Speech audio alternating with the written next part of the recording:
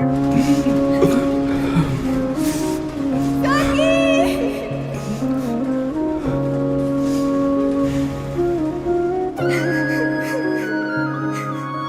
পারতাম যদি ভুলতে রে তোর কাজল কালো চোখ, আমার দিন কাটতো রঙিন হয়ে, থাকতো না আর দুঃখ।